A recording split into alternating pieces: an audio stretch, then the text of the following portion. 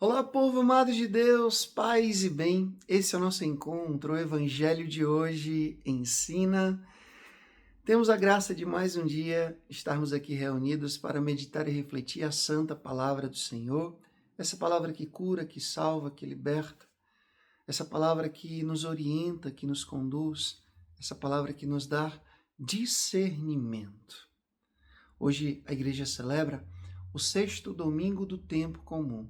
Estamos caminhando com Jesus no mistério da sua vida pública, da sua vida missionária. Seja muito bem-vindo, seja muito bem-vinda. E lembrando aquilo que eu sempre falo aqui. Hoje é domingo, é dia de ir à Santa Missa. Eu me comprometo de rezar por você.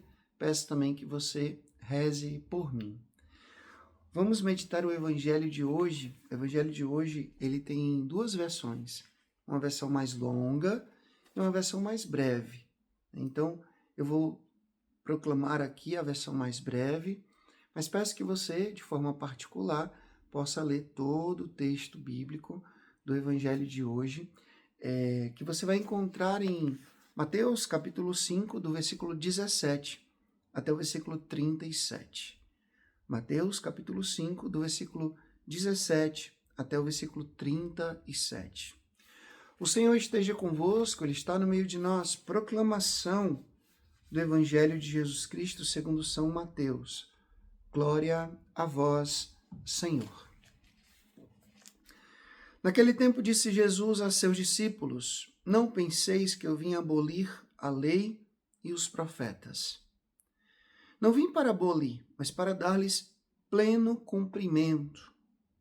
Em verdade eu vos digo, antes que o céu e a terra deixem de existir, nenhuma só letra ou vírgula serão tiradas da lei, sem que tudo se cumpra.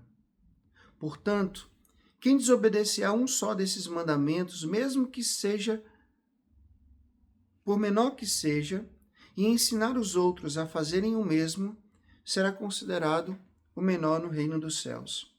Porém, quem os praticar e ensinar será considerado grande no reino dos céus. Porque eu vos digo, se a vossa justiça não for maior do que a justiça dos mestres da lei e dos fariseus, vós não entrareis no reino dos céus. Vós ouvistes o que foi dito aos antigos, não matarás.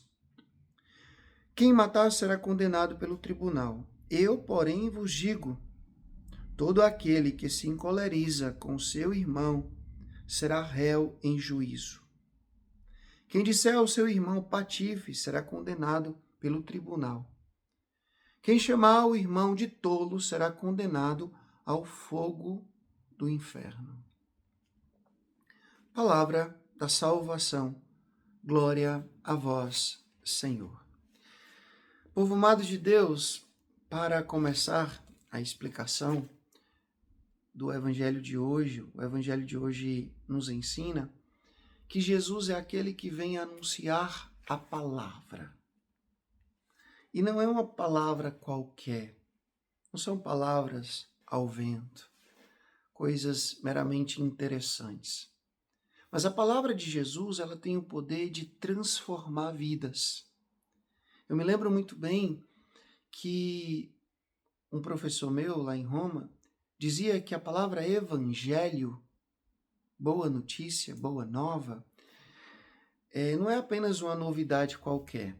Aí ele fazia uma comparação. Por exemplo, um país está em guerra e toda a população está sofrendo muito com isso.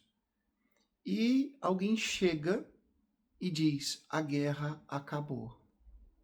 Então, essa boa notícia que foi proclamada, ela transforma totalmente a vida daquelas pessoas, daquela população, daquele povo. Então, o evangelho é isso. O evangelho não é somente para fazer coceirinha no meu coração, para agradar os meus ouvidos, para poder me fazer ter um sentimento de dever cumprido. Eu fui na missa, escutei a palavra e pronto. Não. A palavra de Deus precisa transformar, precisa me converter.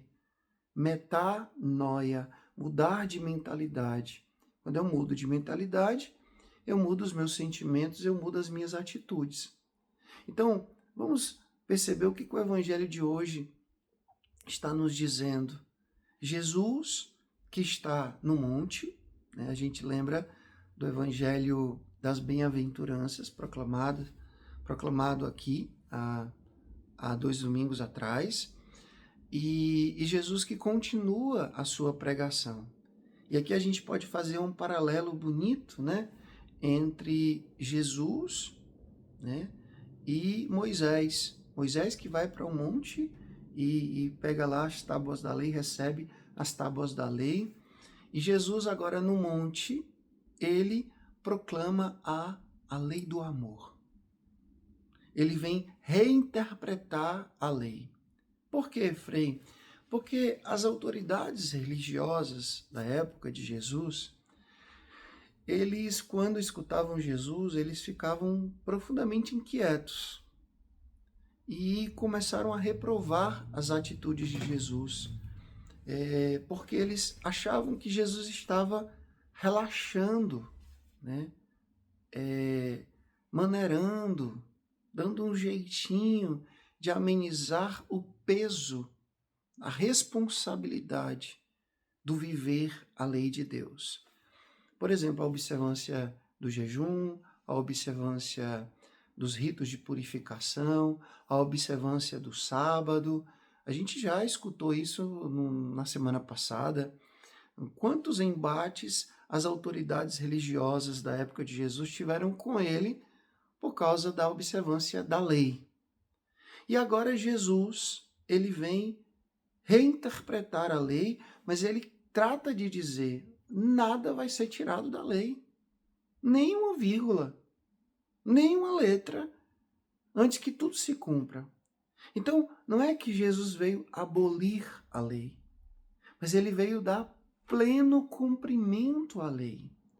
Tanto que ele diz que quem praticar e ensinar vai ser considerado grande no reino dos céus. Agora, quem não pratica e ainda ensina errado, não tem como ser grande aos olhos de Deus. Porque às vezes o problema é esse, né? Você nem pratica e ainda ensina errado. Não adianta você caminhar para o inferno sozinho. Você tem que levar alguém. Então, Jesus está falando, não vai ser tirado nenhuma vírgula, nenhuma letra. Mas a lei ela vai se cumprir. Agora ela precisa se cumprir do jeito certo. E aí Jesus então vai falar para aquelas autoridades religiosas lá da sua época sobre o verdadeiro sentido da lei.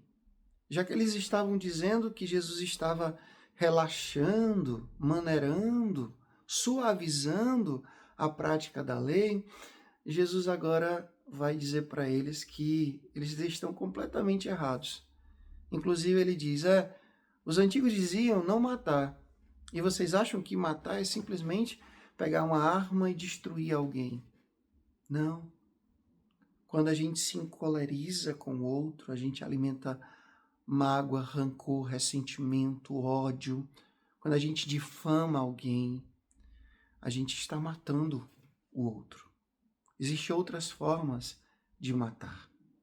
E aí Jesus vai dizer, do mesmo jeito, se você estiver indo ao altar fazer sua oferenda, e se você lembrar que tem alguma queixa, algum problema a resolver com seu irmão, deixa a oferta, resolve a questão com o teu irmão, depois você volta para fazer a sua oferenda. Porque o que você faz com relação a Deus tem sim consequência naquilo que você deve fazer com relação ao outro. Quem diz que ama a Deus e não ama o próximo é mentiroso, diz a palavra. E aí Jesus vai dando outras interpretações. A palavra diz, os antigos dizem, não cometer adultério. Mas aí Jesus vai dizer, mas para cometer adultério, não é só você deitar e ter uma relação física, sexual com alguém.